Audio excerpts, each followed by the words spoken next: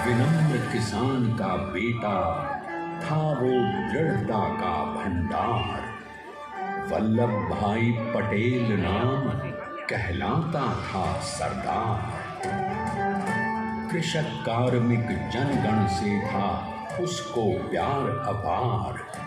अखिल देश ने उसे रहनुमा किया था स्वीकार।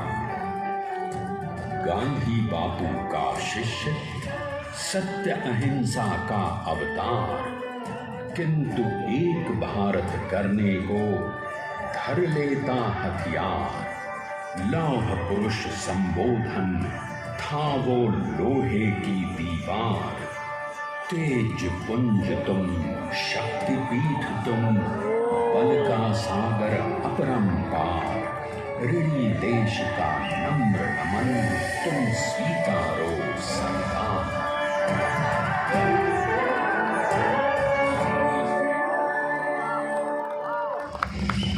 1857 में अंग्रेजों को ललकारने वाले पहले स्वतंत्रता संग्राम के एक सक्रिय सिपाही थे झवेर भाई पटेल। करमसद गांव के इस बहादुर देशभक्त किसान और उनकी पत्नी लाडबाई के 5 बेटों और 1 बेटी में से चौथे पुत्र थे वल्लभ भाई। बालक वल्लभ ने करमसद के बाद नडियाद से अपनी हाई स्कूल की शिक्षा पूरी की। फिर 13 साल की उम्र में उनकी शादी भी हो गई छोटी सी झवेर बाई से। 2 बच्चों, बेटी मणिबेन और बेटे डाया भाई को जन्म देने के बाद झवेर बाई असमय ही चल बसी। सदी बदलने और 20वीं सदी आने पर उनका जीवन भी एक चमत्कार की तरह बदला। प्लीडर का इम्तिहान पास करके वो वकालत करने लगे। पहले गोधरा, फिर आणंद और उसके बाद अहमदाबाद में। मगर जल्द ही वकालत छोड़कर वो बैरिस्टर बनने की इच्छा से इंग्लैंड चले गए। लंदन में बैरिस्ट्री में अव्वल आने और वजीफा जीतने वाले वो अनोखे भारतीय थे। अब तो अहमदाबाद की वरिष्ठ अदालत में बैरिस्टर पटेल की जिरह और जीतों की धूम मच गई।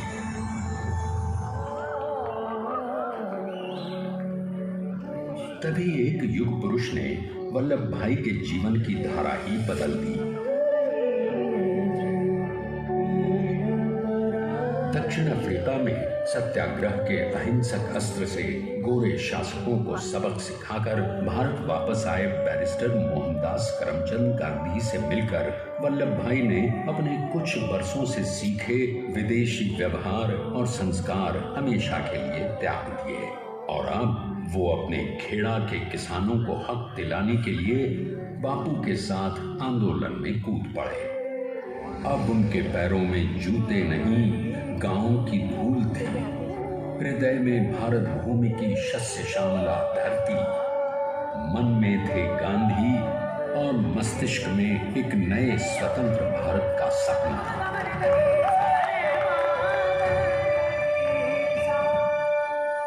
तभी बारडोली के मजबूर मजलूम किसानों की यातना का समाचार उनके पास पहुंचा। तुरंत वल्लभ भाई वहां पहुंचे और यूं शुरू हुआ भारत का सबसे बड़ा और सफल किसान आंदोलन बारडोली।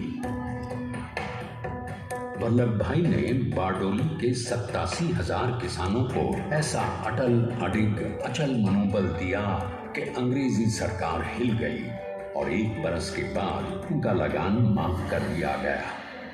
अब तो पूरे देश में लोग वल्लभ भाई के नाम की कस्में खाने लगे। स्वयं महात्मा गांधी ने कहा, अब वल्लभ भाई मेरे शिष्य या साथी नहीं, सारे देश के सरदार हैं और देश को मिल गया एक अनोखा असरदार सरदार।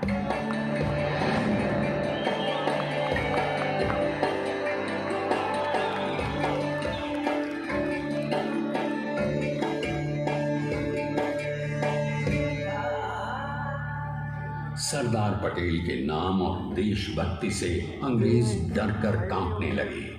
1930 के नमक सत्याग्रह और दांडी कूच में वो बापू से भी पहले गिरफ्तार किए गए।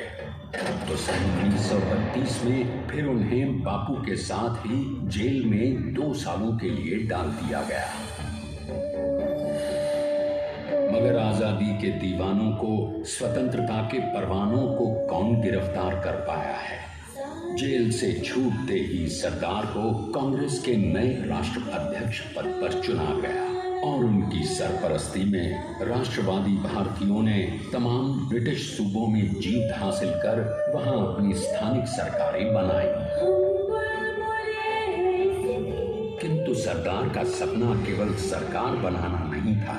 उनका स्वप्न तो था एक ऐसे नए भारत का जहां हर रंग, हर रूप, हर जात, मजहब, तबके का हिंदुस्तानी एक साथ मिलकर एक ऐसा नया भारत बना सके जहां पूर्ण स्वराज के साथ सारे समाज को गरीबी, अशिक्षा, छुआछूत से भी आजादी मिल जाए।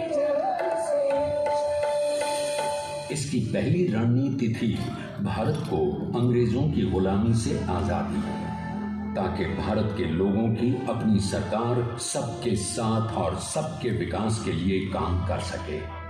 बापू की अगुवाई में अब देश ने अंग्रेजों को अंतिम चेतावनी दे दी, करेंगे या मरेंगे, क्विट इंडिया, अंग्रेजों, भारत छोड़ो। बस फिर क्या था, संघर्ष की रणभेरी बजी। 3 सालों के लिए सरदार पटेल को भी सत्याग्रही नेताओं के साथ जेल में ठूंस दिया गया। 2 सालों के बाद अंग्रेजों को बापू के सभी शिष्यों और साथियों को छोड़ना पड़ा।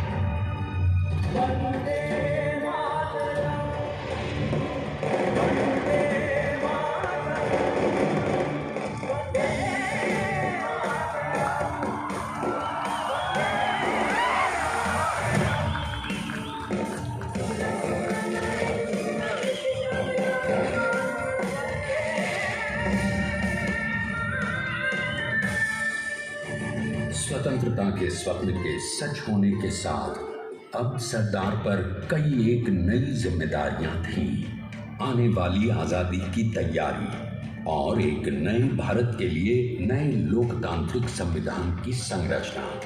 जैसा उनके साथी ने खुद कहा था, सरदार ने ही छैनी हथौड़ी लेकर एक नए भारत को उकेरा है।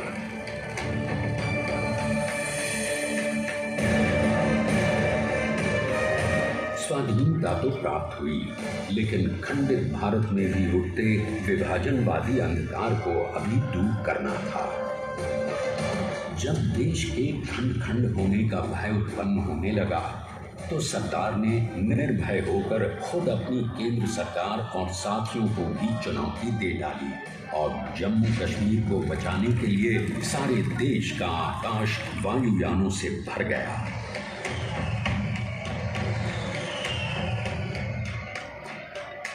और फिर हैदराबाद और जूनागढ़ के भारत में विलय करने को पाकिस्तान से चुनौती मिली। सरदार चाहते थे कि देश की एक इंच धरती अब और विभाजित नहीं होनी चाहिए।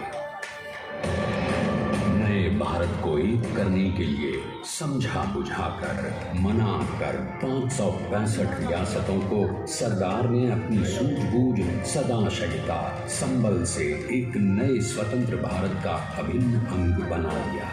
हमारे इतिहास में अखंड भारत के पुरुषार्थ का ये एक महानतम अध्याय है। जैसा उन्होंने स्वयं कहा था, हमें नए धागों को पुराने ताने बाने में ऐसे पिरोना है कि एक दूसरे में टूट जाए और बेहतरीन बनावट वाला एक नया भारत उभर कर सामने आ सके। अंततः अपने वज्र दृढ़ संकल्प से एक नया विराट विशाल एक भारत श्रेष्ठ भारत बनाकर दिखा ही दिया सरदार ने। संसार के सबसे बड़े प्रजातंत्र के शिल्पी को प्रणाम करने के लिए देश ने बनाया है ये समर्थ स्मारक। स्वाधीन भारत को समर्थ भारत में बदलने वाले सरदार पटेल को समर्पित प्रेरणा तीर्थ भी है। प्रधानमंत्री श्री नरेंद्र मोदी के नेतृत्व में बनी विश्व की इस विशालतम प्रतिमा के सामने आकर सारी दुनिया जैसे स्वयं भी नतमस्तक हो जाती है।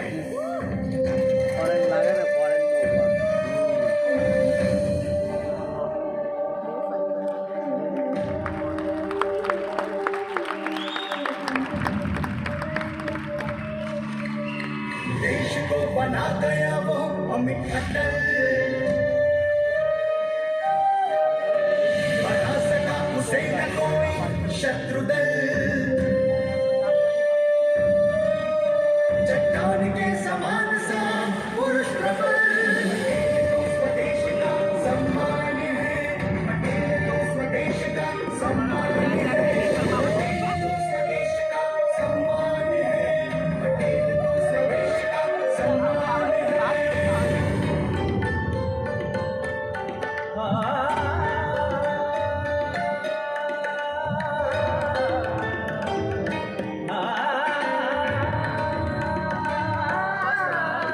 ऊंचाइयां आकाश को छुए, ब्लैक कलर में मूर्ति गहराइयां समुद्र की आएगा तो बरोबर ब्लैक कलर है ना। कदम अधिक जमीन पर जमे हुए, फूल आ गए।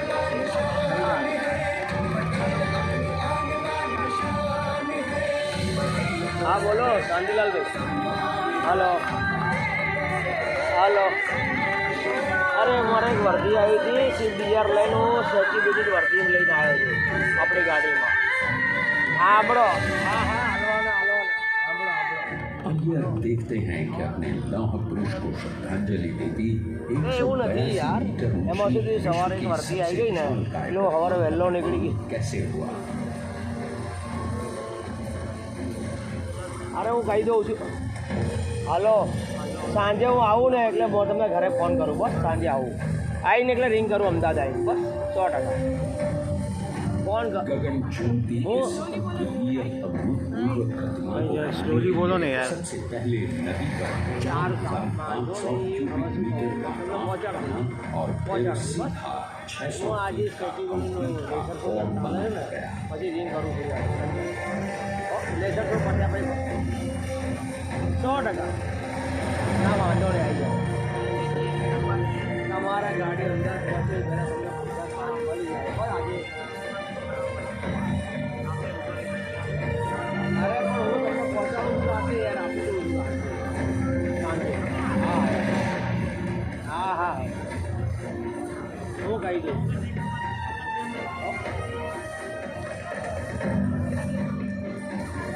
ના હવે થોડી ગાડી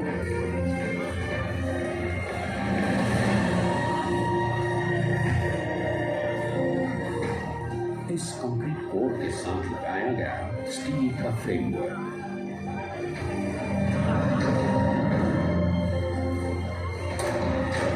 और फिर इस फ्रेमिंग पर 6,500 ब्रॉन्ज के पीसेस लगाए गए।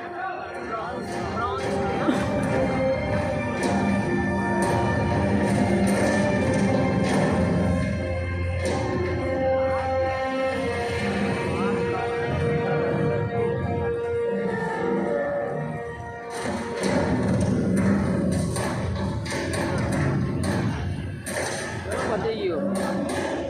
आपने सोचिए कि 182 मीटर ऊंचे इस भव्यांति भव्य स्मारक के निर्माण में कितना सामान और मेहनत लगी। હા ભાઈ સાહેબ 70,000 અરે मैं हूँ આજે સैलर पर 18,500 metric ton reinforcement steel, 6,000 metric ton structural steel और 1,700 मीट्रिक टन ब्रॉन्ज। ખાલી બાજુ આવવા ના બોલ।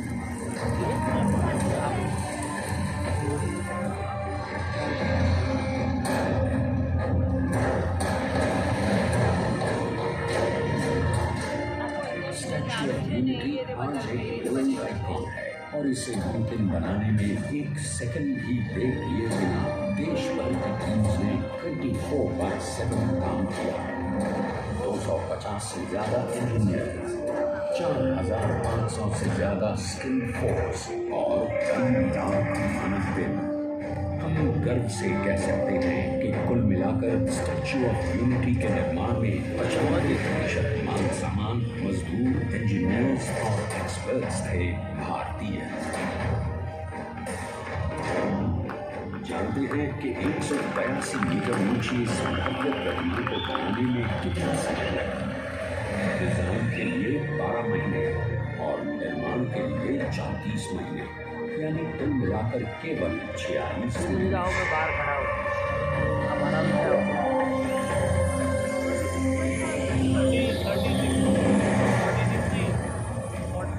और इसी तरह बनी देश के शिल्पकार की एक अनूठी अद्वितीय विशाल प्रतिमा, जो सिर्फ आज ही नहीं बल्कि आने वाले न जाने कितने सालों तक यूं ही चमचमाती रहेगी।